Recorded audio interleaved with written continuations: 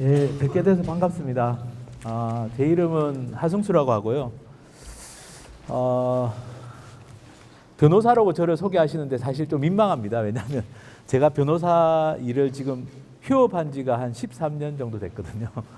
그래서 요즘에도 저한테 그 법률 상담하시는 분들이 있는데 저한테 전화해가지고 법률 상담을 의뢰하면 제가 드리는 말씀이 저보다는 네이버에 물어보는 게 빠르다라고 저한테 법에 대해서 물어보시면 제가 네이버에서 쳐가지고 확인해서 다시 불러드려야 되니까 저보다는 네이버가 빠를 거라고 그렇게 말씀을 드립니다.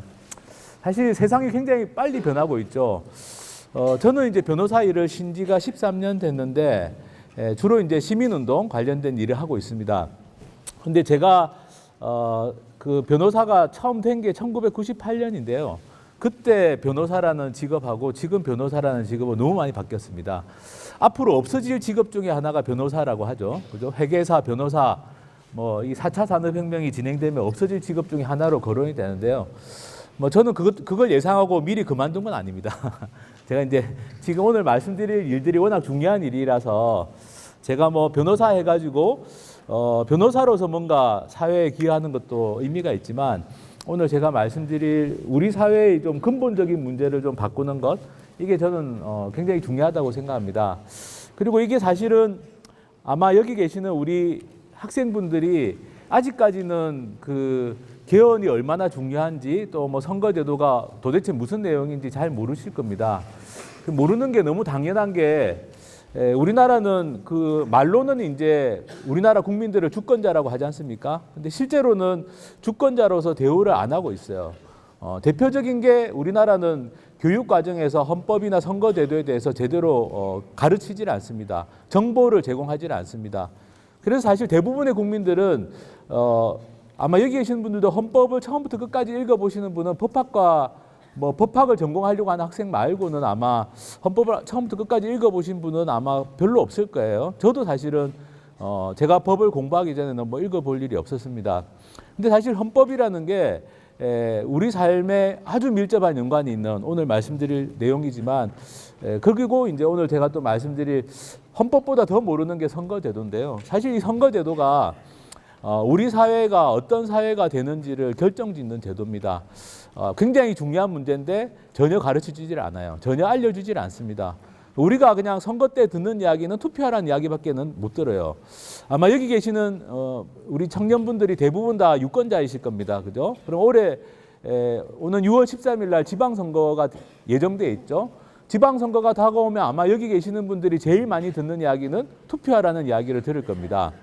근데 문제는 뭐냐면은 많은 분들이 그런 이야기를 하세요. 내가 투표한다고 해서 달라지는 게 뭐가 있냐 이런 질문들을 하십니다. 사실은 작년에 있었던 대통령 선거 같은 경우는 투표율이 꽤 높았습니다. 그죠? 그렇지만 아마 올해 지방선거 같은 경우는 투표율이 낮을 거예요. 왜냐하면 내가 뭐 도지사를 누구를 뽑고 시장을 누구를 뽑고 도의원, 시의원을 누구를 뽑는다고 해가지고 내 삶이 과연 달라질까라는 의문들을 다 가지고 있습니다. 저는 이제 선거운동을 좀 많이 해봤는데요. 선거운동 하면은 가장 상처받는 건 뭐냐면은 제가 지지하는 후보를 위해서 명함 같은 걸 나눠주면요. 그걸 딱 받으신 분들이 딱 지나가면서 딱 명함을 딱 받자마자 바로 딱 길바닥에 던지고 침까지 딱 뱉고 밟고 지나가는 분들이 계세요. 그만큼 이제 기존의 정치에 대해서 혐오가 심한 거예요. 저는 그런 분들의 심정도 충분히 이해가 됩니다. 지금 현재와 같은 선거 제도에서 선거를 해봐야 별로 달라지는 게 없을 수 있습니다. 그래서 오늘 제가 말씀드릴 내용은 개헌과 선거제도 개혁에 대해서 좀 말씀을 드리고자 하고요. 사실 제가 이런 말씀을 드리게 된 이유 중에 하나는 아마 오늘이 이제 2018년입니다. 2018년이고 저는 이제 여기 계신 분들이 지금 다 대학을 다니고 계신데 저는 이제 30년 전에 제가 대학생이었어요. 그리고 제가 대학교 1학년일 때 1987년에 이제 뭐 6월 민주항쟁이라는 게 일어났습니다. 최근에 1987이라는 영화가 나왔었죠, 그죠? 그 뭐 김태리 씨도 나오고 1987이라는 영화가 나왔었는데 사실 이 영화의 배경이 되는 1987년이라는 그 해에 저는 대학교 1학년이었어요. 저도 대학교 1학년이었고 그때는 뭐 웬만한 사람들은 다 시위를 하러 나갔었습니다.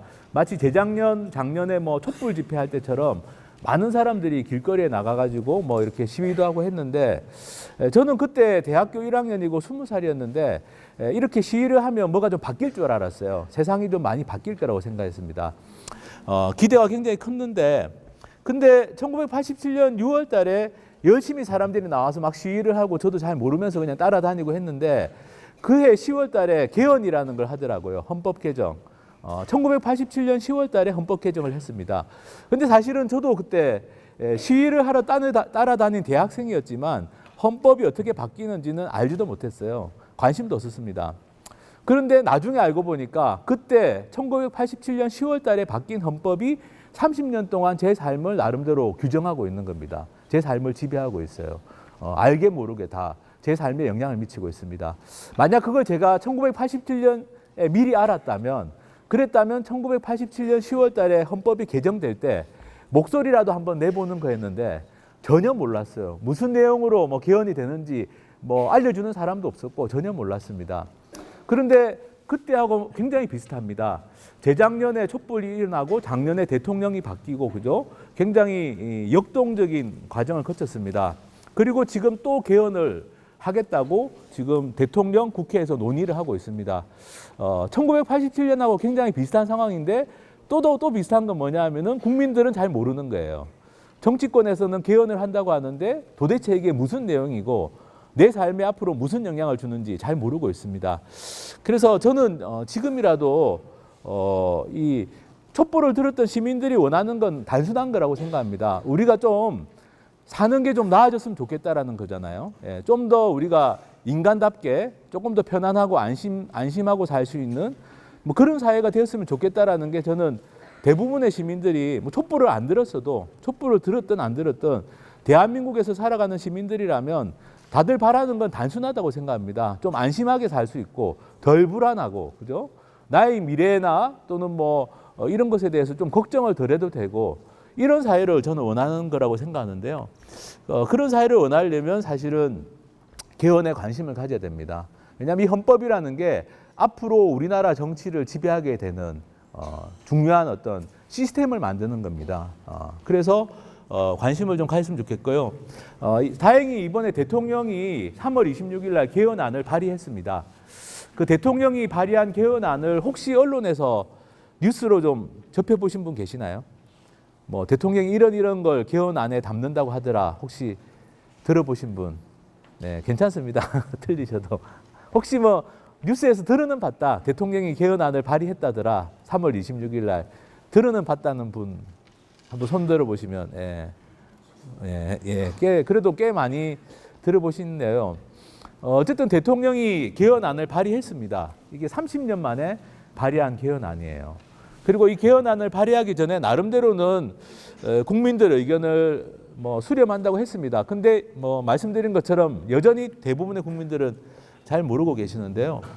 언론에 많이 나왔던 주제들이 좀 있습니다. 예를 들면 언론 보도에서 많이 나왔던 게 뭐 토지 공개념을 도입한다 이런 게 언론에 많이 보도가 됐어요.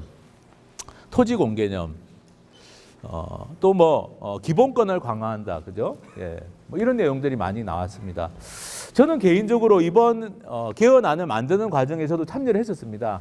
제가 이제 뭐 헌법학자도 아니고 한데 제가 이제 이렇게 쭉 뭐 시민 운동을 하다 보니까 저도 이 대통령이 발의하는 개헌안을 만드는 위원회 부위원장을 맡아달라고 해서 한 달 정도 작업을 했었어요. 근데 제가 이제 참여해가지고 만든 헌법 내용들이 꽤 많이 반영이 됐습니다. 그 중에 저도 이제 좀 이번에 보면서 좀 사실은 굉장히 중요하고 만족스럽다고 생각하는 거는 동일 가치 노동 동일 임금이라는 조항이 들어가 있어요. 사실 이게 너무나 당연한 이야기입니다. 같은 일을 하면 같은 월급을 받아야 된다. 근데 아마 여기 계신 분들도 다 아실 거예요. 그죠? 우리나라는 같은 일을 해도 받는 월급이 다른 사람들이 많습니다.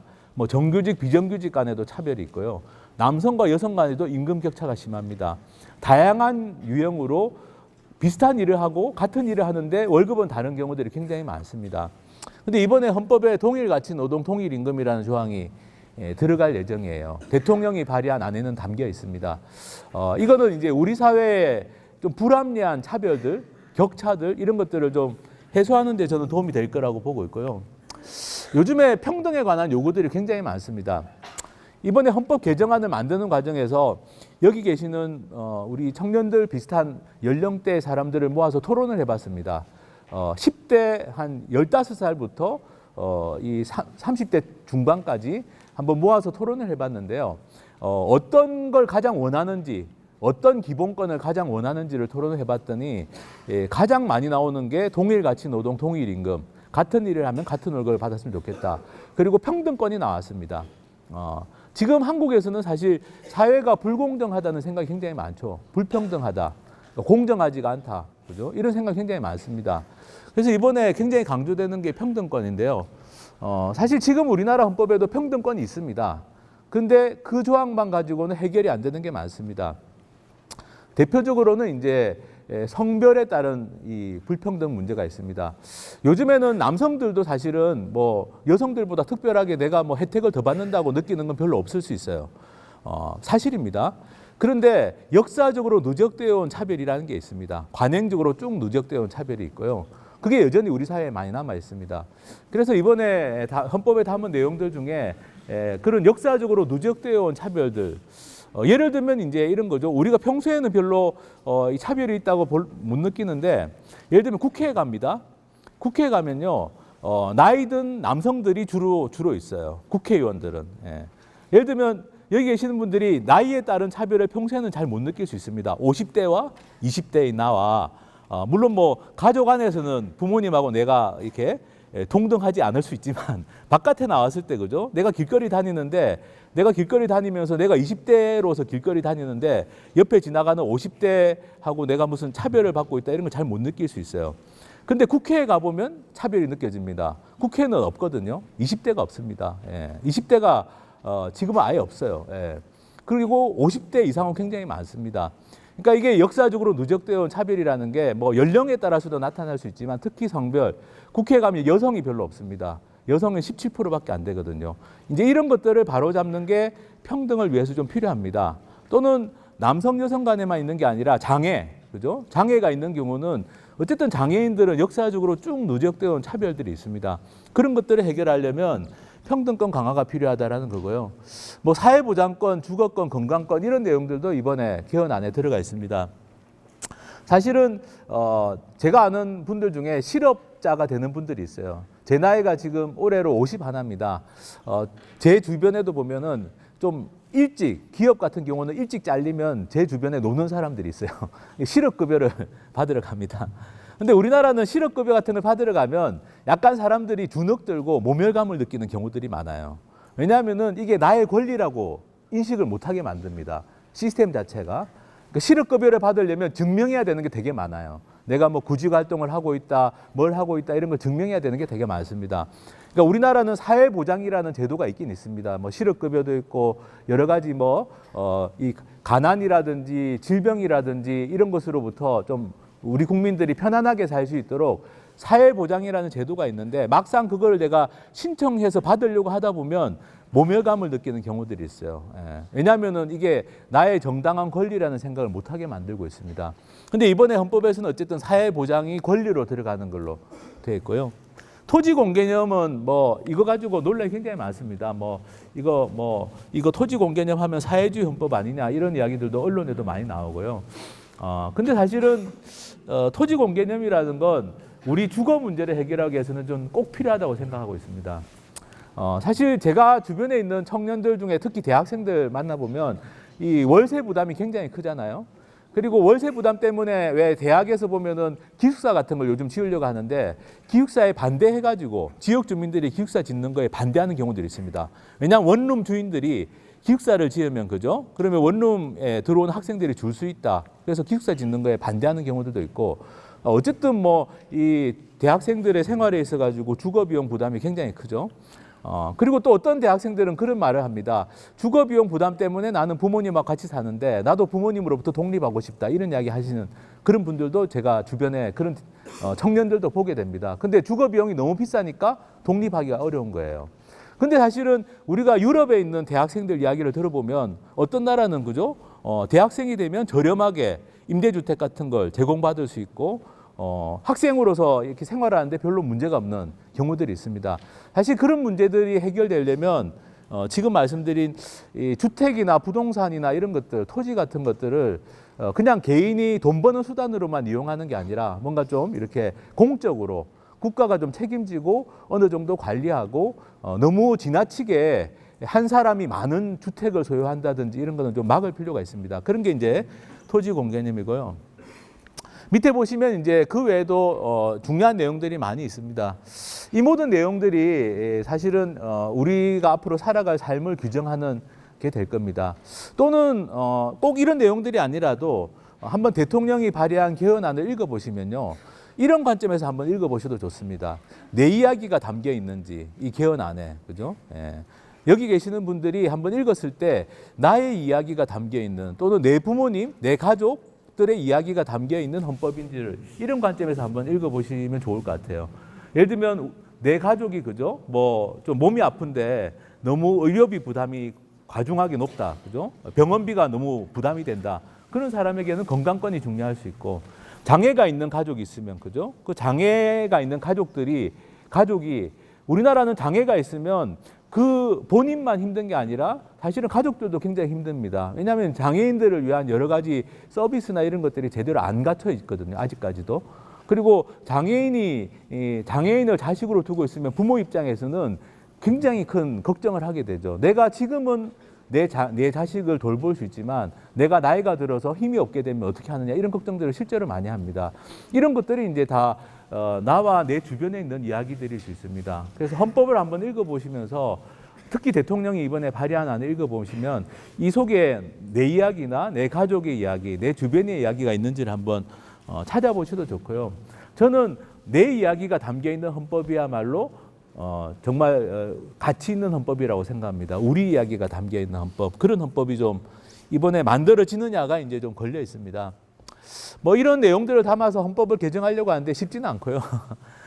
뭐 아마 언론에 좀 정치에 관심 있는 분들은 아시겠지만 이게 정치권에서는 쉽게 합의가 안 됩니다. 개헌이라는 것에 대해서. 그리고 지금 말씀드린 요 기본권, 뭐 국민들의 권리와 관련해서는 그래도 좀 합의점을 찾기가 쉬운데 밑에 있는 부분들은 정말 이 국회에서 합의가 안 돼요. 주로 국회에서 지금 싸우고 있는 건 대통령이 가진 권한을 좀 국회로 나눠달라는 거 가지고 싸우고 있습니다. 이걸 가지고 한번 국민들 상대로 토론을 한번 해봤어요. 지금 대통령이 너무 많은 권한을 가져가지고, 그죠? 박근혜 전 대통령이 뭐 국정농단 이런 걸로 구속도 돼 있고, 그죠? 또 이명박 전 대통령도 이번에 구속이 됐죠. 그러니까 전직 대통령들이 줄줄이 구속이 되는 게 대통령이 너무 권한이 많아서 그렇다. 이런 이제 문제 제기가 있습니다. 그래서 대통령 권한을 좀 국회로 나눠주자 이런 얘기들이 지금 진행되고 있는데요. 이거 가지고 얼마 전에 한번 토론을 해봤습니다. 시민들하고. 토론했더니 무슨 이야기를 하시냐면은 그냥 평범한 시민들입니다. 토론하시는데 대통령이 권한이 너무 많아서 지금 우리나라에 문제가 있는 거는 내가 이해를 하겠는데 그런데 그렇다고 해서 국회를 믿을 수가 있냐 이런 말씀하시는 거예요. 요즘에 대통령 지지율이 굉장히 좋습니다. 뭐 70%가 지지한다고 해요. 특히 젊은 층에서도 지지율이 높다고 하는데 대통령 지지율이 높다 보니까 지금 국민들은 국회를 불신해 가지고 국회로 더 많은 권한을 주는 것에 반대하는 거 여론조사를 해보면 그렇게 많이 나옵니다. 그리고 오히려 국민들이 원하는 건 여기 국민소환제라는 걸 요즘에 많이들 말씀하세요. 국회의원을 뽑았는데 그 국회의원이 잘못하면 중간에 파면시킬 수 있는 게 국민소환제라는 제도입니다. 아마 들어보신 분도 있을 거예요. 요즘에는 이게 많은 관심이 있습니다. 내가 좋아하는 국회의원도 있지만 그죠? 언론을 보다 보면 정말 우리가 상식적으로 이해할 수 없는 말과 행동을 하는 국회의원들도 있습니다. 그런 국회의원들을 좀 중간에 해임시키자, 파면시키자라는 게 국민소환제라는 제도입니다. 이 제도도 사실은 지금 개헌 이번 헌법 개정의 중요한 주제고요. 사실은 그 옆에 있는 건 우리나라 국민들이 대부분 잘 모르십니다. 조사를 해보면 처음 들어봤다는 분들이 많은데요. 저는 개인적으로 여기 국민발안제라는 제도가 있는데 이게 정말 중요한 제도라고 저는 생각하고 있어요. 국민발안제. 아마 여기 계시는 분들이 아마 그 세월호 참사 당시에 그죠? 뭐 10대나 20대 초반이셨던 분들이 많을 것 같습니다. 세월호 참사가 그죠? 지금 4년이 되잖아요. 4월 16일이 되면 4년이 됩니다. 근데 세월호 참사가 일어난 다음에 우리나라 국민들이 그 진상규명을 요구하는 서명을 했거든요. 진상규명을 요구하는 법률에 청원을 하는, 그러니까 그런 법률을 만들어 달라고 청원하는 서명을 몇 명이 했냐면 600만 명이 했습니다. 대한민국 국민이 5천만 명인데요. 600만 명이 서명을 했어요. 이 법을 국회에서 만들어 달라고. 그런데 그 600만 명이 한 서명은 아무짝에 법적인 효력이 없었습니다. 그렇지만 했던 거예요. 절박하니까. 근데 국민 발안이라는 제도는 뭐냐면은 예를 들어서 우리나라 국민들 한 50만 명이 서명하면 우리가 원하는 법을 국회에 올릴 수 있는 겁니다. 제가 얼마 전에 과학기술 쪽 과학기술 시민운동 하는 분들을 만났더니 그분들은 지금 헌법을 보면서 불만이 많이 있더라고요. 무슨 불만이 있냐고 했더니 기초학문을 장려한다 이런 게 없다. 기초학문 하는 사람들이 많은데 꼭 그거는 자연과학만의 문제가 아닙니다. 인문과학도 마찬가지고 기초학문을 하는데 기초학문을 장려한다 이런 건 전혀 없고 과학기술은 마치 경제발전의 수단인 것처럼 지금 헌법에 표현이 되어 있다. 우리는 그게 불만이다. 그런데 우리가 지금 그걸 과학기술 쪽에 활동하는 사람들이 헌법만이 아니라 전반적으로 우리나라의 법 제도나 이 정책에 대해서 불만이 굉장히 많은데 우리 이야기를 표현할 수 있는 방법이 없다 이거예요. 우리는 이런 법을 필요로 하는데 이런 법을 만들어 달라고 요구할 수 있는 권리가 지금은 없다. 근데 사실은 이 국민발안제라는 건 국민들 한 50만 명이 서명하면 헌법 개정안도 낼 수 있고 법률안도 낼 수 있는 게 국민발안제입니다. 굉장히 중요한 제도입니다. 아마 여기 계시는 분들 중에 혹시 유럽 여행 같은 데 가시면 우리나라 국민들이 유럽 여행 가면은 많이 가는 나라가 스위스죠. 그죠? 스위스. 스위스는 이 국민발안이라는 제도가 굉장히 잘 활용되고 있는 나라입니다. 굉장히 많은 내용들을 국민들이 서명해가지고 요구를 해요. 우리나라 언론에서 최근에 많이 보도됐던 건 뭐냐면은 기본소득이라는 걸 국민 발안을 해가지고 언론에 많이 나왔습니다. 스위스 모든 국민들에게 현금을 나눠주자는 거예요. 그걸 스위스 국민 10만 명이 서명을 해가지고 헌법 개정안을 국민 발안했습니다. 우리가 생각하면 말도 안 되는 내용이라고 생각할 수 있는데 그렇지 않아요. 스위스에서는 10만 명이 서명하면 어떤 내용도 국민 발안이 가능합니다. 군대 폐지 이런 거 여러 번 국민 발안됐어요. 네. 그래서 어떤 내용이든 국민 발안을 해서 만약에 정부가 거기에 동의하지 않으면 국민 투표까지 가는 겁니다. 뭐 군대 폐지 같은 건 국민 투표에서 부결되고 그러는 거죠. 또 기본소득도 얼마 전에 부결이 됐어요. 그렇지만 계속 그렇게 제한을 할 수 있는 겁니다. 제한을 하다 보면 어떤 거는 통과가 됩니다. 어떤 거는 통과가 되는 것도 있어요. 그러니까 국민들이 생각하기에 좀 아직까지는 말도 안 된다라는 건 안 되지만 국민들이 생각하기에 이제는 좀 이 정도는 해도 되지 않을까 하는 거는 통과가 됩니다. 그게 바로 국민 발안이라는 제도입니다. 그래서 이런 제도도 지금 이번 개헌에 들어갈 수 있는데요. 이게 들어가면 사실은 이게 악용될 소지도 있습니다. 이익단체들이 활용할 수도 있는데요. 또 어떤 면에서는 말씀드린 것처럼 지금의 어떤 정치, 지금의 권력에서 소외되어 있는 사람들은 자기 목소리를 낼 수 있는 거죠. 치킨집 사장님들은 치킨집 사장님들 목소리를 낼 수 있고 뭐 알바하는 노동자들은 알바하는 노동자들의 목소리를 낼 수 있고 자기가 필요로 하는 것을 요구할 수 있는 국민발안제라는 제도 있습니다. 지금 말씀드린 게 사실은 이런 제도들이 이번 개헌의 다 주제고 제가 또 이따 말씀드릴 선거제도 개혁 이거 정말 중요한 주제인데요. 이런 내용들이 지금 개헌안에 담겨 있습니다. 이렇게 말씀을 드려도 별로 개헌안에 대해서 확 안 다가올 수 있어요. 그래서 외국의 헌법에서 확 다가올 만한 내용들을 제가 한번 뽑아보면 예를 들면 이런 게 있습니다. 이탈리아 헌법을 보면요. 노동에 대해서 이렇게 표현이 되어 있어요. 우리나라는 노동이란 말도 지금 헌법에서 안 쓰고 있습니다. 그래서 그것도 용어를 이번에 근로라는 용어를 노동으로 바꾸려고 하는데요. 이탈리아 헌법은 노동에 대해서 어떻게 적어놨냐면 이렇게 적어놨습니다. 노동자는 자기 노동의 양과 질에 상응하여 어떤 경우에도 자기와 가족에게 자유롭고 품위 있는 생활이 보장될 수 있는 보수를 받을 권리가 있다. 읽어보면 마음이 좀 안심이 되지 않으세요? 어떤 경우에도 그죠? 어떤 경우에도 자기와 가족에게 자유롭고 품위 있는 생활이 보장될 수 있는 보수를 받을 권리가 있다. 노동자는 매주 휴일과 유급 연차 휴가를 받을 수 있다. 이 권리는 포기할 수 없다. 이게 헌법에 적혀 있습니다. 이탈리아는 여러 가지 문제가 많은 국가입니다. 아주 이상적인 국가도 아니고 그런데 그렇지만 이탈리아가 최소한 노동과 관련해서는 꽤 노동자들의 입장에서는 노동자들의 권리는 잘 보장되는 편입니다. 근데 그게 이제 지금 보시는 것처럼 헌법에 이렇게 적혀 있는 거예요. 미국에 있는 다큐 감독이 미국 사람들은 일을 많이 하죠. 1년에 노동 시간이 가장 긴 나라를 뽑으면 미국, 일본, 대한민국이 나옵니다. 미국, 일본, 대한민국은 노동시간이 굉장히 길어요. 그리고 휴가라는 것 자체를 노동자들이 잘 못 쓰는 경우들이 많습니다. 그래서 미국에 있는 다큐 감독이 이탈리아에 가가지고 이탈리아 사람들이 일하는 걸 다큐로 찍은 다큐가 있어요. 예. 마이클 무어라는 감독이 만든 다큐인데 나중에 한번 기회 되시면 보셔도 좋은데 그 미국 다큐 감독이 이탈리아에 가서 충격을 받습니다. 도대체 이 나라 사람들은 이렇게 많이 휴가를 쓰는데 그래도 이 사회가 유지가 되냐 이런 이야기를 하거든요. 뭐 1년에 한 달씩 휴가 가고 이러니까 우리도 상상을 못 하죠. 우리나라 직장인이 뭐 1년에 한 달 휴가를 쓴다 이런 건 상상을 못 합니다. 근데 그렇게 해서도 그 사회는 유지가 돼요. 근데 그렇게 되는 이유가 지금 보시는 것처럼 이탈리아 헌법에는 이렇게 아예 그냥 헌법에 적혀 있습니다. 헌법에 그냥 노동자들은 휴가를 갈 수 있고 이거는 절대로 포기할 수 없다 이런 게 적혀 있습니다. 그래서 헌법이라는 게 헌법이 어떻게 돼 있냐라는 건 굉장히 중요한 문제입니다. 그래서 말씀드린 것처럼 혹시라도 시간이 되신다면 한번 언론을 통해서라도 이번에 대통령이 발의한 개헌안에 어떤 내용이 담겨 있는지 한번 좀 보시면 좋겠고요. 국회에서는 과연 어떻게 이야기가 되는지도 한번 보시면 좋겠습니다. 지금까지 말씀드린 게 이제 개헌에 관한 내용이에요. 이번 개헌이 30년 만에 하는 개헌인데 어쨌든 우리 국민들의 기본권이나 또는 우리나라 민주주의를 위해서 중요한 내용들이 굉장히 많습니다.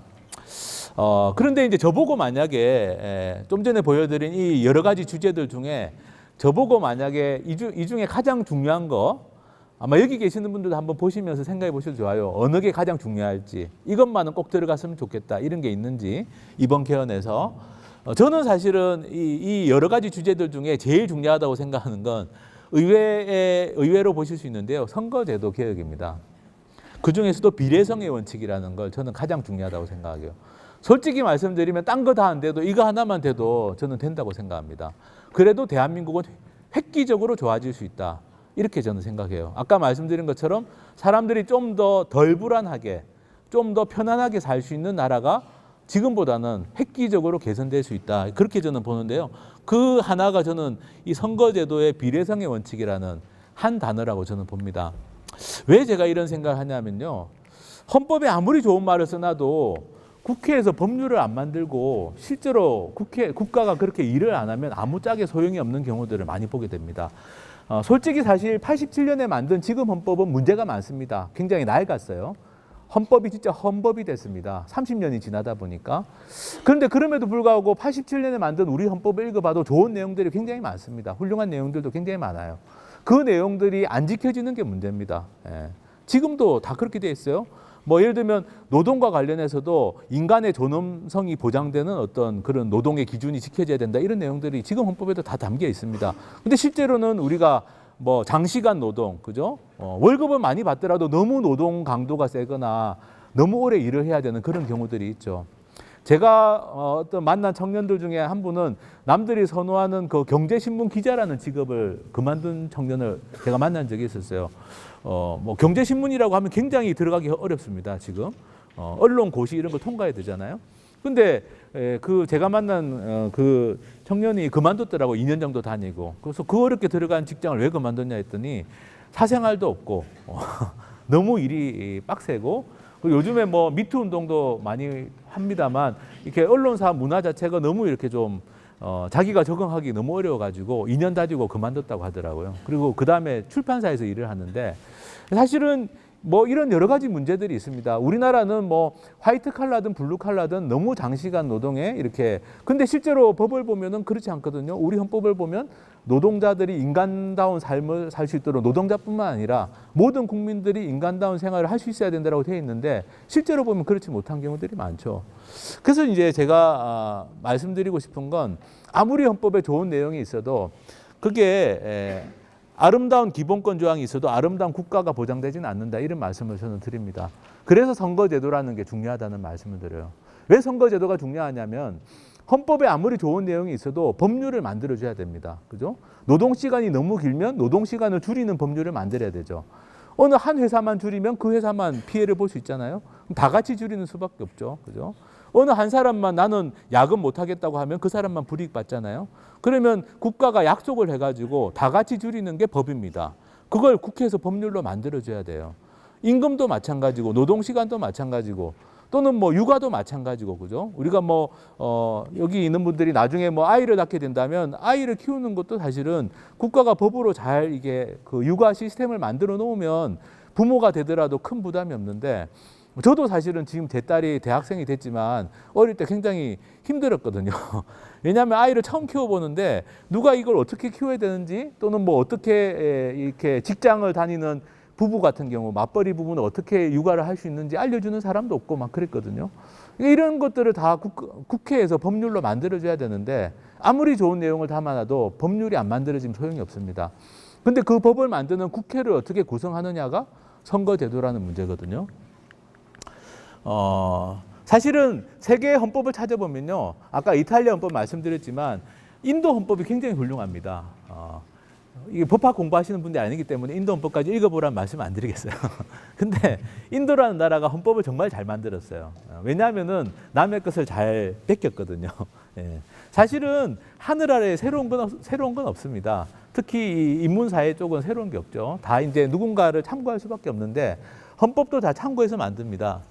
근데 인도 헌법을 뭐라고 부르냐면 아름다운 조각보라고 불러요. 외국 헌법에서 좋은 것들만 다 나왔습니다. 그래서 굉장히 길고 훌륭한 헌법을 만들었어요. 1940년대. 근데 인도라는 나라가 지금 어떠냐 이거죠. 인도가 우리가 부러워하는 나라는 아니지 않습니까? 그죠? 어떤 복지국가도 아니고, 뭐 우리가 인도 사람들의 삶의 질을 부러워하는 그런 나라가 아니죠. 헌법은 굉장히 훌륭해요. 잘 돼 있습니다.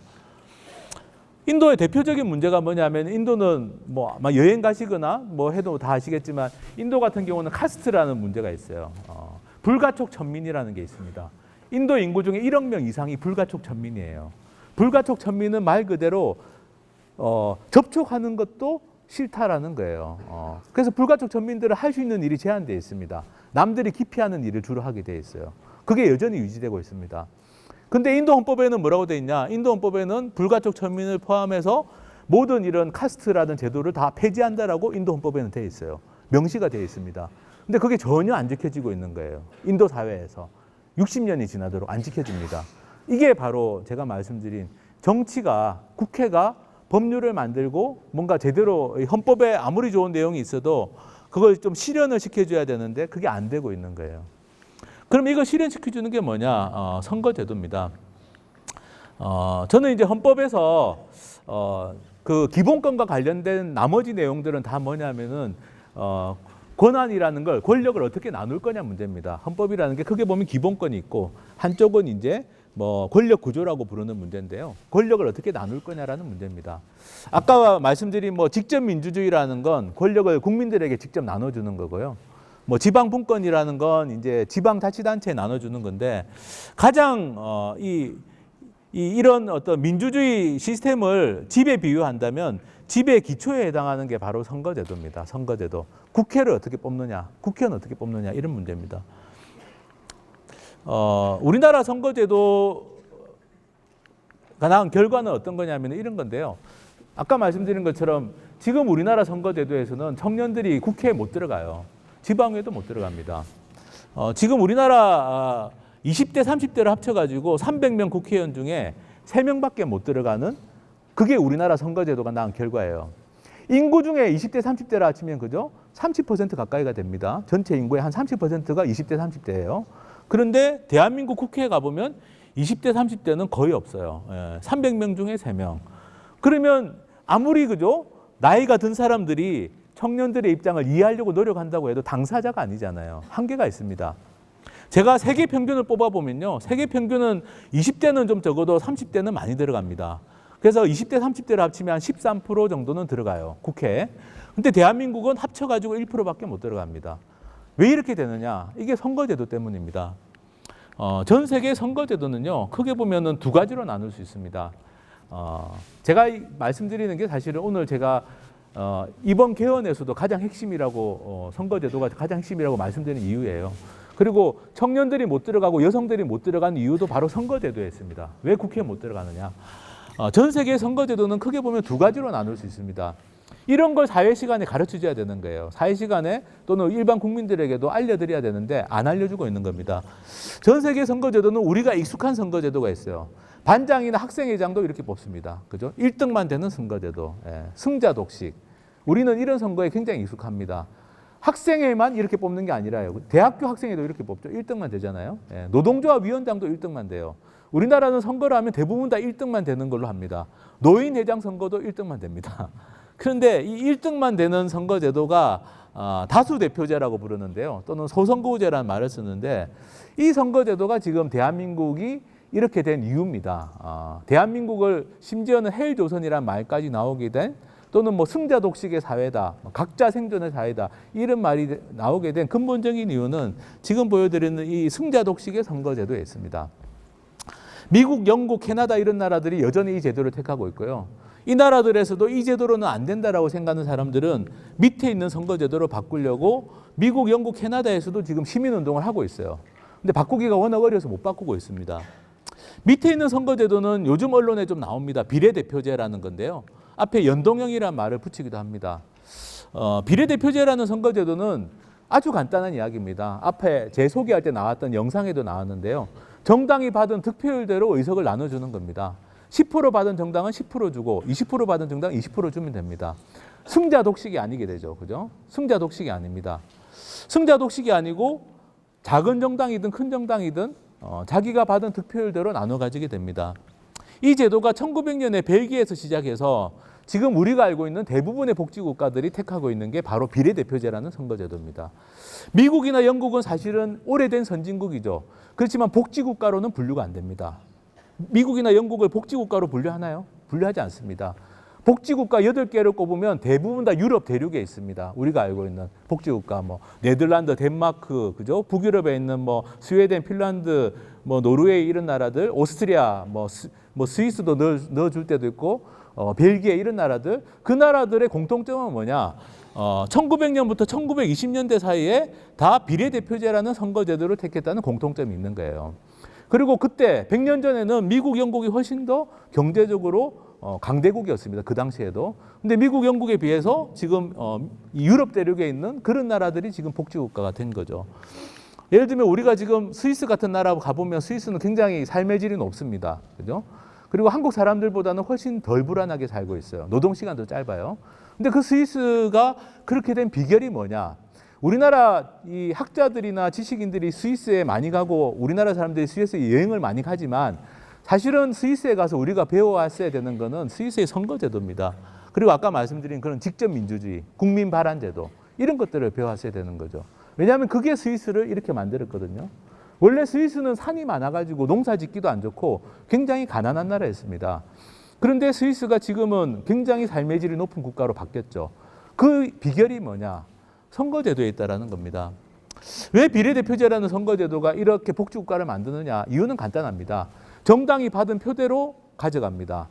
그러면 정당들은 뭘로 표를 받을까요? 정당들이 표를 받으려면 정책을 개발하는 수밖에 없습니다. 그죠? 그러면 정당들이 정책으로 경쟁하는 정치가 되는 거예요. 자연스럽게. 왜 우리나라가 지금 하고 있는 우리나라는 대부분의 국회의원을 이 다수대표제라는 걸로 뽑습니다. 이걸로 하면은 왜 안 되느냐? 국회의원들이 정책을 개발할 필요가 없어요. 어차피 나는 수원의 어느 지역에서 1등 해서 되는 겁니다. 그러면 다음번에 내가 국회의원 되려면 뭘 해야 될까요? 그 지역에 가서 열심히 평소에 인사하러 다닙니다. 그죠?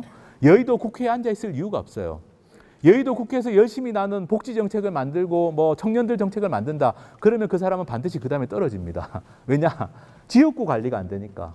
자기를 뽑아주는 건 전국의 대한민국 전체 유권자들이 뽑아주는 게 아닙니다. 그죠? 여기 수원에 뭐 국회의원이 4명이 있는데 그 4명의 국회의원들은 대한민국 전체 유권자들이 뽑아주는 게 아니라 그 해당되는 지역, 수원에서도 몇 개 동에 있는 사람들이 뽑아주면 그 사람이 국회의원이 되는 거예요. 그러면 그 사람들이 할 수 있는 행동이라는 건 당연히 자기를 뽑아주는 유권자들만 열심히 관리하면 됩니다. 국가 정책에 대해서 고민할 필요가 없어요. 그죠? 그리고 청년들 같은 경우는 그렇게 열심히 지역구를 관리해가지고 지역에서 1등 할 수 있습니까? 청년들이 선거에 나와가지고. 공천도 못 받죠. 예. 이 다수대표제라는 선거제도는 거대 정당에게 유리합니다. 1등 할 수 있는 정당. 그러니까 청년들끼리 정당 만들면 무조건 안 되는 거예요. 왜냐하면 1등을 못 하니까. 정당이 오래 갈 수가 없습니다. 이 다수대표제라는 이 위에 있는 선거제도는 지역구에서 1등을 해야 되기 때문에 큰 정당에서 공천을 받아야 됩니다. 근데 청년들이 공천을 못 받잖아요. 그러니까 못 들어가는 겁니다. 왜 아까 대한민국의 청년들이 국회에는 없느냐? 청년들만 없는 게 아니라 뭐 여성들도 없습니다. 여성들이 없고 청년들이 없는 이유가 뭐냐? 공천을 못 받기 때문이에요. 큰 정당에서 공천을 받아야지 국회의원이 되는데 공천을 못 받으니까 아예 될 수가 없는 거죠. 원천적으로. 다음번 선거에도 마찬가지입니다. 이 선거제도로는 지금 우리가 가장 익숙한 1등만 되는 선거제도로는 다음번에 선거에도 청년들은 국회에 못 들어가고 여성도 못 들어가고 이게 반복되는 거죠. 여성과 청년만 못 들어가는 게 아닙니다. 그냥 평범한 사람들은 못 들어가요. 그죠? 우리 주변에 있는 영세 자영업 하는 분들 또는 뭐 나는 평범한 직장인이다. 그죠? 정규직이든 비정규직이든 나는 그냥 평범한 직장인이다. 이런 사람들은 국회에 못 들어갑니다. 그죠? 국회에 들어갈 수 있는 사람들은 경제적 여유가 있거나 그래서 지역구를 관리할 수 있거나 아니면 아주 시간이 많은 사람들 이런 사람들 말고는 국회의원이 될 수가 없어요. 이게 바로 우리나라가 지금 겪고 있는 현실입니다. 그렇게 해서 국회의원이 된 사람들이 국민을 위해서 정책을 편다는 건 말도 안 되는 이야기예요. 그렇게 하는 거는 이율배반적인 겁니다. 국회의원들이 다음번에 되기 위해서는 국가정책을 공부하고 연구하는 게 아니라 자기들은 열심히 그냥 또 우리 지역 유권자들만 열심히 관리하러 다니는 그렇게 되는 겁니다. 지금 제가 보여드리는 표가 제가 지금 설명드린 걸 아주 잘 보여주는 표입니다. 지금 우리가 삶의 질이 높고 민주주의가 잘 되는 나라들을 뽑아보면요. 대부분이 비례대표제라는 선거제도를 하고 있는 나라들입니다. 우리가 알고 있는 복지국가들 대부분이 비례대표제 하는 나라들이에요. 좀 예외적으로 복지도 잘 돼 있고 민주주의도 좀 잘 되는데 이 승자독식의 선거제도 그걸 뭐 다수대표제, 소선거구제 이렇게 부르는데 승자독식의 선거제도를 여전히 하고 있는 나라는 캐나다밖에 없습니다. 나머지는 대체로 다 비례대표제 국가들이에요. 호주는 하원은 이 승자독식에 비슷하지만 상원은 비례대표제입니다. 그래서 호주는 승자독식의 선거제도로 분류하기는 어려워요. 아일랜드 같은 나라도 비례대표제에 가까운 선거제도입니다. 좀 독특한 선거제도인데 그래서 순수한 소선거구제를 유지하고 있는 나라는 캐나다밖에 없습니다. 나머지는 다 비례대표제예요. 이게 선거제도를 100년 동안 선거라는 걸 해본 결과가 이렇게 나타나고 있는 겁니다. 그래서 지금 아까 말씀드린 것처럼 우리나라에서도 가장 절실하게 필요한 변화를 저보고 꼽으라면 저는 선거제도를 바꾸는 거라고 저는 말씀드리고 싶어요. 선거제도를 바꿔야지 노동자, 뭐 서민, 영세자영업자, 장애인 이런 사람들도 국회에 들어갈 수가 있습니다. 청년들도 들어가고 여성들도 들어가고 그럴 수밖에 없어요. 비례대표제가 되면 정당이 정책으로 표를 받아야 됩니다. 근데 사람들은 정책만 잘 만든다고 표를 주지 않죠. 그 정책을 실현할 만한 사람이 있어야지 표를 줍니다. 믿을 만한 사람이 있어야지. 청년 정책을 잘 만들었는데 청년들은 하나도 공천을 안 해요. 그런 정당에게 표를 주겠습니까? 청년들이. 그죠? 청년들이 표를 주려면 청년 정책도 잘 만들고 청년들을 후보로 내세워야 되는 거죠. 자연스럽게 다양한 사람들이 국회에 들어가게 됩니다. 선거제도가 그만큼 중요하고요. 캐나다 같은 경우는 지금 캐나다는 지금 비례대표제를 바꾸려고 범국민적인 시민운동을 하고 있습니다. 캐나다도 이대로는 안 되겠다. 이게 이제 최근에 캐나다에서 사람들이 느끼고 있는 문제의식이고요. 그리고 지금의 이 승자독식의 선거제도는 어떤 결과를 낳냐면요. 우리가 열심히 투표를 하는데 그 표의 가치가 전혀 일치하지 않는 결과를 낳고 있어요. 지금 대한민국에서. 국회의원 선거를 했습니다. 2016년에 했거든요. 이 정당이 받은 표하고 정당이 가져간 의석을 비교해 보면 전혀 맞지 않습니다. 예를 들면 1등한 정당이 33.5% 새누리당이 그때 33.5%의 지지를 받았는데 국회 의석은 122명을 가져가요. 300명에 33.5%면 100명 정도 가져가야 됩니다. 계산해 보시면. 근데 122명 더 가져갔죠. 예. 제일 밑에 있는 정의당은 좀 진보적인 정당이죠. 7%의 지지를 받았습니다. 300명의 7%면 원래 20명 이상 가져가야 돼요. 근데 6명밖에 못 가져가잖아요.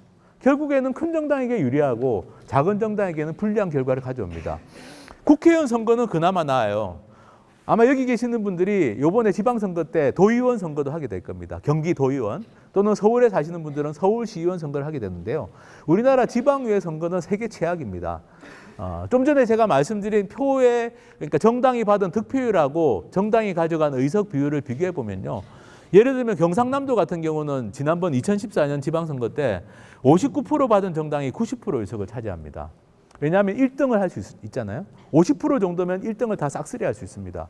지역권 다 싹쓸이 하는 거예요. 그러니까 59%를 가지고 90% 의석을 차지해요. 28%를 받은 정당은 55명 의원 중에 2명을 차지합니다. 3.63%. 이런 결과가 나오는 거예요. 왜냐하면 다 2등만 하니까. 28% 지지면 모든 지역구에서 다 2등만 할 수 있잖아요. 2등을 하면 다 떨어지는 거죠. 그러니까 28%의 지지를 받은 정당도 3.63%밖에 의석을 못 가져갑니다. 이번에 경기도의원 선거할 때 이런 결과가 안 나온다 보장이 없어요. 그런 결과 나올 수 있습니다. 선거 때마다 지역에 따라 이익을 얻는 정당만 달라질 뿐이에요. 경상남도에서는 새누리당이 이익을 얻고 또 어디 호남에 가면 또 민주당이 이익을 얻고 뭐 이런 식입니다. 근데 중요한 거는 유권자들이 던진 한 표의 가치는 최대 10배 이상의 차이가 벌어지게 되는 거예요. 표의 등가성이라는 게 다 깨집니다. 이거 민주주의라고 할 수가 없어요. 이 자체로 그냥. 아까 제가 말씀드린 것처럼 뭐 청년들이 못 들어가고 여성들이 못 들어가고 그리고 국회의원들이 정책을 개발하지 않고 이것도 문제지만 이 자체로 봐서 표의 가치가 완전히 깨집니다. 동등하지가 않습니다. 그래서 이번 개헌에서 이걸 좀 바로잡자고 이 내용이 들어가 있어요. 그게 아까 말씀드린 비례성의 원칙입니다. 정당이 얻은 득표율대로 의석을 나눠 가지자. 이걸 헌법에다 명시하자 이겁니다. 이걸 헌법에까지 굳이 명시 안 해도 되는데요. 문제는 뭐냐면은 우리나라가 이제 중앙선거관리위원회라는 곳이 있습니다. 다 들어보셨을 거예요. 예.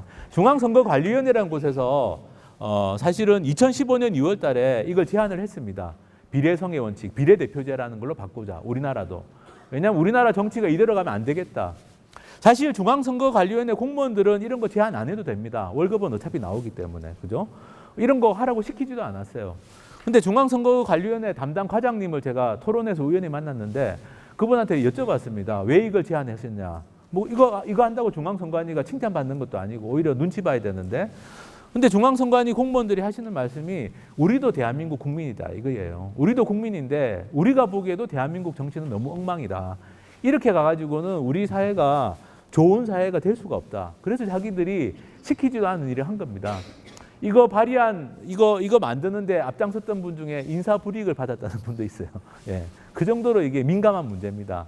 근데 2015년 2월 달에 중앙선관위 공무원분들이 용감하게 제안을 한 거예요. 그리고 지금 문재인 대통령이 야당 대표이던 시절에 2015년에 이걸 받았습니다. 그래서 지금 우리나라 여당, 대통령이 속한 정당의 당론이 이걸로 되어 있어요. 그리고 국회에도 법안이 여러 개가 발의가 되어 있습니다. 거의 다 됐어요. 예, 거의 다 돼가지고 사실은 이게 그냥 통과만 되면 되는 단계까지 갔습니다. 작년에 대통령 바뀌고 국회에서 작년 가을에 집중적으로 이 문제가 논의가 됐습니다. 우리나라도 비례대표제로 바꾸자. 그래서 좀 제대로 좀 해보자. 근데 국회에서 일부 정당이 반대해서 안 되고 있어요. 안 되고 있어서 이번에 아예 헌법에다 집어넣자 이렇게 지금 제안이 된 겁니다. 제가 지금 말씀드린 게 선거제도 개혁의 중요성에 대한 거고요. 사실은 뭐 제가 여러 나라 사례를 보여드리려고 준비를 했는데 다 말씀드리기는 어려울 것 같고 그냥 여러분들이 좀 저 나라는 괜찮다라고 생각하는 나라가 있지 않습니까? 좀 복지국가다. 그런 나라의 선거제도를 찾아보면 그냥 다 비례대표제입니다. 뭐 찾아볼 것도 없어요. 예를 들면 뭐 덴마크 같은 나라가 세계에서 제일 행복하다. 요즘에 뭐 덴마크 관한 책도 많이 나오고 합니다. 세계에서 행복도가 제일 높은 나라는 덴마크로 많이 나오고 있어요. 덴마크는 선거를 어떻게 하느냐? 그냥 비례대표제예요.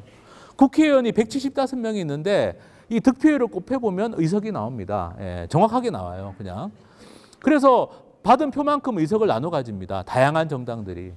그러면 덴마크 정당들이 이 정당 표를 받으려면 열심히 정책 개발하는 수밖에 없어요. 우리나라 국민들처럼 서명운동 해가지고 이거 만들어주세요, 저거 만들어주세요 안 하더라도 정당들끼리 열심히 경쟁하기 때문에 많은 문제들이 해결이 됩니다. 우리처럼 맨날 촛불 들고 안 해도 돼요. 촛불 들지 않더라도 국민들 목소리가 반영이 됩니다. 서명운동 안 하고. 이게 바로 덴마크 정치의 비결입니다. 덴마크는 비례대표제라는 선거제도를 통해서 훌륭한 정치를 만들었고 그게 지금 세계에서 가장 행복한 나라 덴마크가 된 거거든요. 우리가 덴마크에 가서 아무리 열심히 그 나라의 교육이나 복지 배워봐야 소용이 없습니다. 대한민국 국회에서는 채택이 안 돼요. 근데 선거제도를 바꾸면 채택이 될 수 있습니다.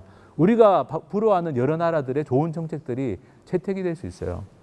그리고 네덜란드도 굉장히 훌륭한 나라입니다. 세계에서 가장 인권, 복지 여러 가지 면에서 가장 선진적인 나라 꼽으면 네덜란드가 나옵니다. 한 5개 나라 안에 들어가는 게 네덜란드인데요. 네덜란드 같은 경우는 네덜란드 국민들은 투표 용지가 이렇게 생겼어요. 이런 투표 용지를 가지고 투표를 합니다. 우리나라 국민들은 상상도 못하죠.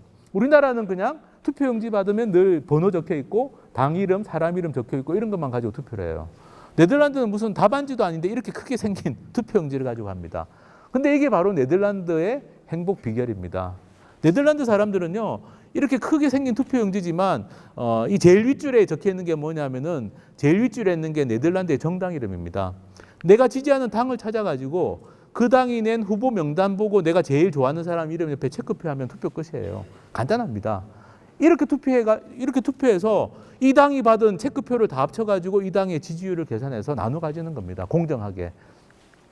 얼마 전에 뉴질랜드에서 작년에 총선을 했어요. 37살 여성 총리가 탄생을 했습니다. 깜짝 놀랐어요. 뉴질랜드는 세계에서 여성 총리가 가장 일찍 탄생한 나라 중에 하나입니다. 근데 37세의 총리가 탄생할 줄은 아무도 몰랐죠. 뉴질랜드의 총리는 우리나라 지금 대통령입니다. 대통령. 예, 대통령이에요. 뉴질랜드에서 제일 높은 사람입니다. 근데 37살 여성이 총리가 됐어요. 이게 어떻게 가능하냐? 선거제도가 뉴질랜드는 비례대표제거든요. 그래서 정당이 받은 표대로 역시 나눠 가집니다. 120명 국회의원이 있으면 120명을 정확하게 정당이 받은 표대로 곱해보면은 나눠 가지는 거예요. 나눠 가지면 정당들은 어떻게든 이 정당 지지를 받기 위해서 좋은 정책을 내고 좋은 후보를 냅니다. 여기 보시는 이 여성은 17살에 정치를 시작한 분이에요. 37살이지만 정치 경력만 20년입니다. 우리가 어떤 일을 20년 정도 하면 달인이 된다고 하잖아요. 예, 정치의 달인인 거예요. 사실은 이렇게 뭐 나이가 젊어 보이지만 20년 동안 정치를 했습니다. 대한민국 국회의원들 20년 동안 정치해서 국회의원 되는 거 아니고 대통령도 마찬가지예요. 딴 일을 하다가 늦게 정치하는 사람들이 많죠. 실제로 정치를 제대로 경험해 보지 못한 분들이 많습니다. 근데 이 나라들은 선거제도가 비례대표제입니다. 정당들은 열심히 청소년들, 청년들을 자기 정당으로 끌어들입니다. 그리고 그 정당을 통해서 나는 정치를 직업적으로 해보겠다 이런 사람들이 국회의원도 되고 장관도 되고 총리도 되는 거예요. 그러면서 자연스럽게 정치가 젊어집니다. 정치가 젊어지면 당연히 청소년들, 청년들 목소리가 잘 반영이 돼요. 그리고 여러 가지 사회적 약자들의 목소리도 잘 반영이 됩니다. 그래서 사실 뉴질랜드라는 나라가 뭐 지금도 뉴질랜드는 우리가 부러워하는 나라 중에 하나죠. 근데 그 뉴질랜드는 이런 선거제도를 가지고 있습니다. 이 선거제도가 뉴질랜드가 지금 그래도 높은 삶의 질을 유지하는 굉장히 중요한 비결 중에 하나예요. 그래서 제가 말씀드린 것처럼 우리가 좀 부러워할 만한 나라들의 선거제도를 찾아보면 대체로 비례대표제를 택한 나라들이 많습니다.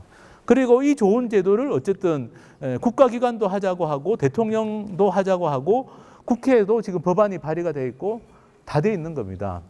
통과만 되면 됩니다. 통과만 되면. 그게 지금 여기 걸려 있어요. 지금 개헌하고 같이 이 선거제도를 바꾸는 게 같이 맞물려 있습니다. 만약에 선거제도가 바뀌면 국회를 좀 믿을 수 있게 됩니다. 국민들 입장에서 봐도. 그러면 국회에 좀 더 많은 권한을 줄 수도 있어요.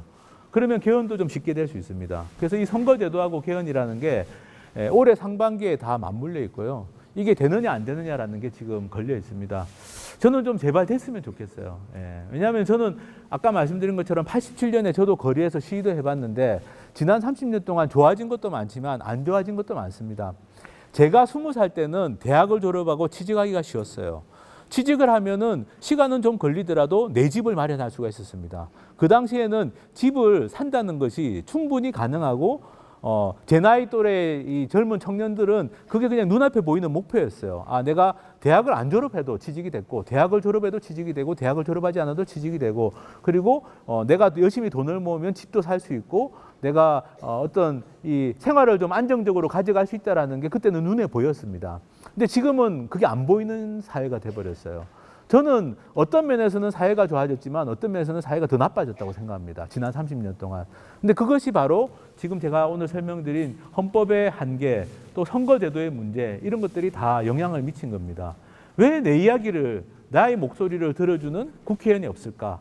왜 내가 바라는 것은 대한민국에서는 실현되지 않을까? 이런 우리가 고민들을 한다면 그 해법은 저는 헌법 개정과 선거제도를 바꾸는 데 있다고 생각해요. 그래야만 우리의 목소리가 반영이 되고 내 가족, 내 이웃, 내 동료 이런 사람들, 내 친구의 목소리가 반영될 수 있는 정치가 됩니다. 그게 지금 되느냐 안 되느냐라는 게 지금 딱 달려있는 상황이라서 오늘 제 이야기를 들으시고 공감이 되셨으면 좀 많이 관심을 가지시면 좋겠고요.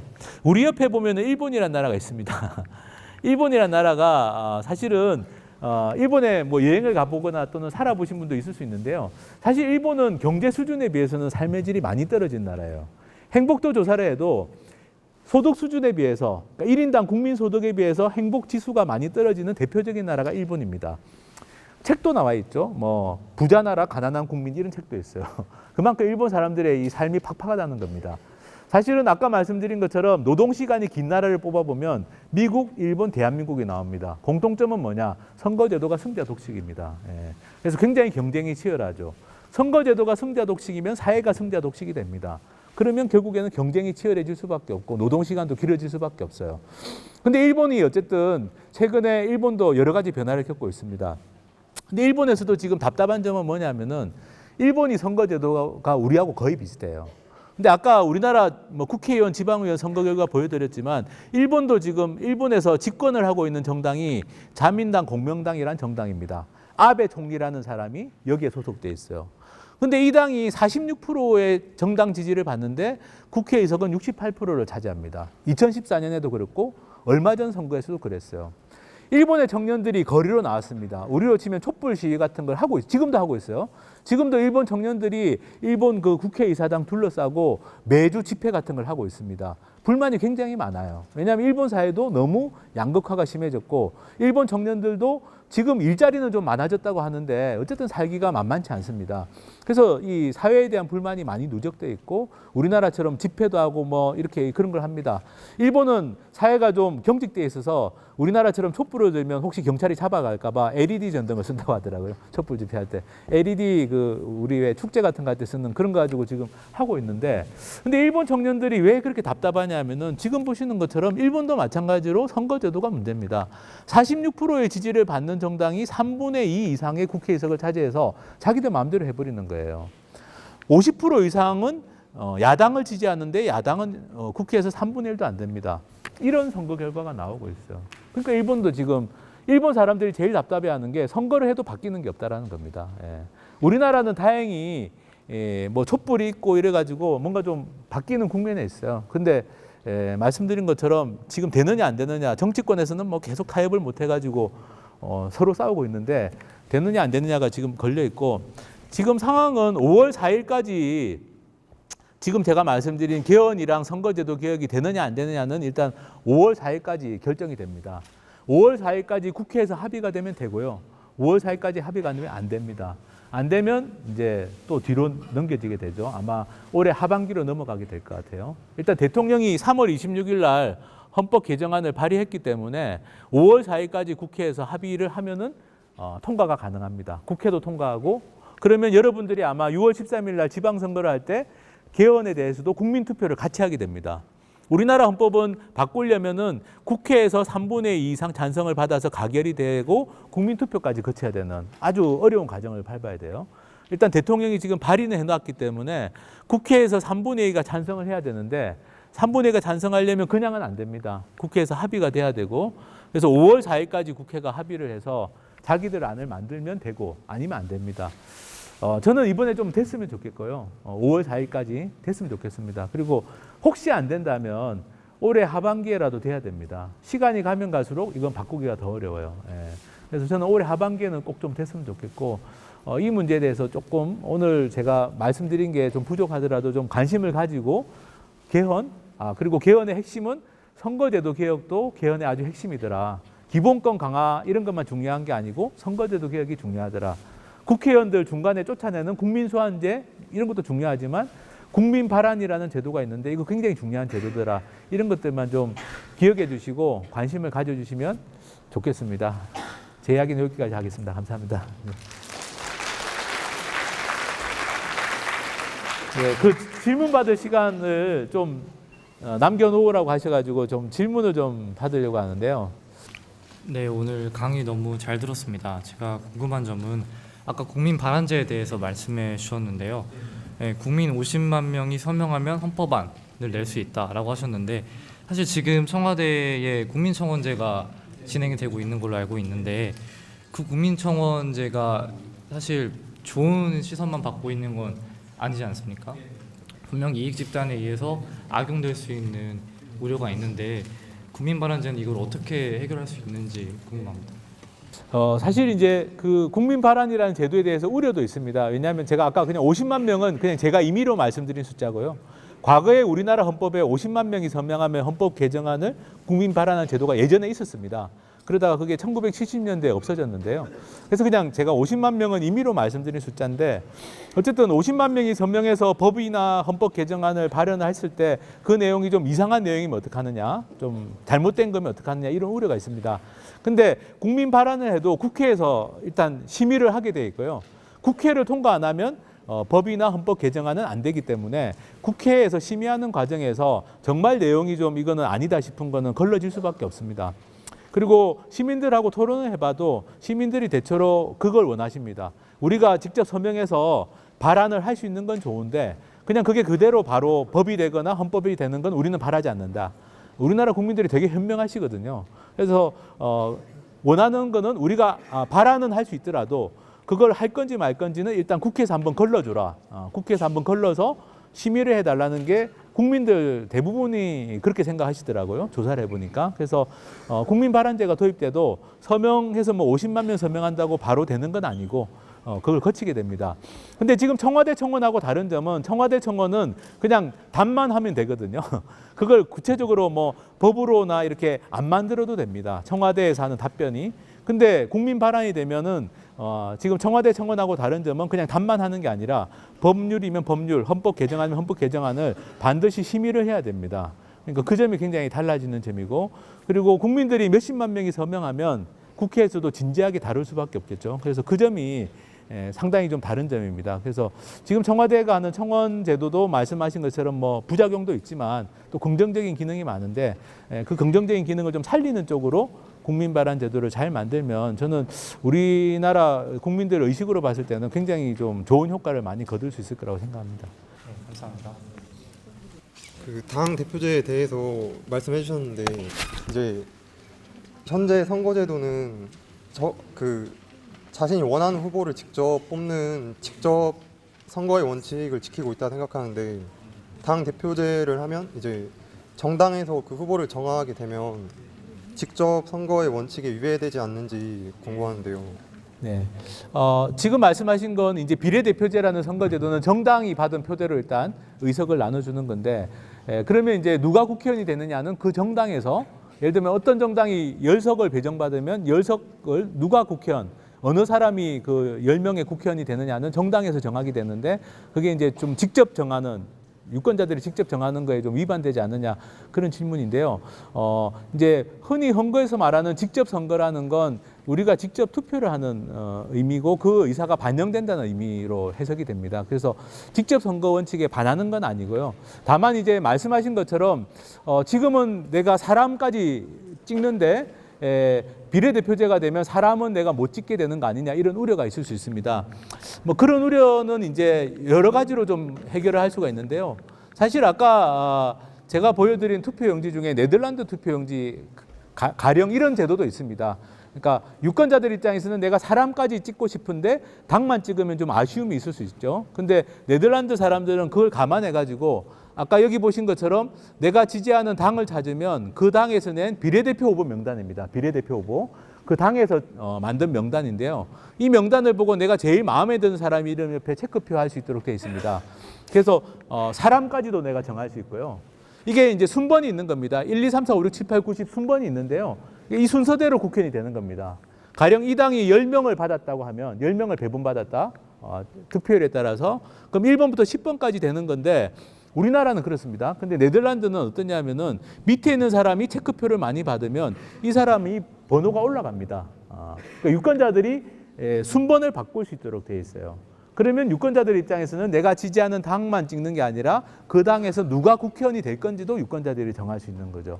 이런 방법도 있습니다. 이걸 개방형 명부라고 하는데 이런 방법을 쓰는 나라도 있습니다. 그래서 말씀하신 것처럼 이제 비례대표제가 되면 정당의 역할이 중요합니다. 정당이 받은 표대로 의석을 나눠주고 그 정당 안에서 누가 국회의원이 되는지는 1차적으로는 정당이 정하는 거기 때문에 정당이 굉장히 역할이 중요해지는데요.